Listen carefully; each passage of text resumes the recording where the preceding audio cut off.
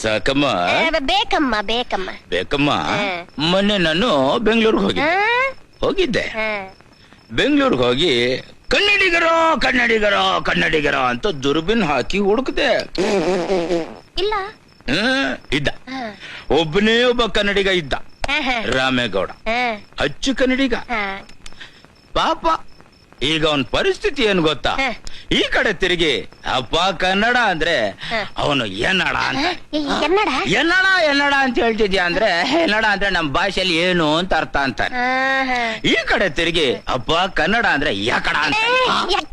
ಯಕಡ ಅಂದ್ರೆ ಅವನ್ ಭಾಷೆಯಲ್ಲಿ ಎಲ್ಲಿ ಅಂತ. ಈಗ ಅರ್ಥ ಆಯ್ತಲ್ಲ? ಎಲ್ಲಿ ಅಂತ ಹೇಳಿದ್ರೆ ಅವ್ನು ನಮ್ ಭಾಷೆ ಕನ್ನಡ ಎಲ್ಲಿ ಅಂತ ಕೇಳ್ತಿದ್ದಾನೆ. ಅವಂದೇನು ತಪ್ಪಿಲ್ಲ, ರಾಮೇಗೌಡಂದೇನು ತಪ್ಪಿಲ್ಲ. ಆ ಕಡೆ ಹಿಂದಿ, ಈ ಕಡೆ ಉರ್ದು, ಆ ಕಡೆ ಮರಾಠಿ, ಈ ಕಡೆ ತಮಿಳು, ಎಲ್ರೂ ಮಜಾ ಸಿಕ್ಕಾಕೊಂಡ್ಬಿಟ್ಟು ಪಾಪ. ಅಯ್ಯೋ, ಈಗ ಅವನ್ ಭಾಷೆ ಏನು ಗೊತ್ತಾ?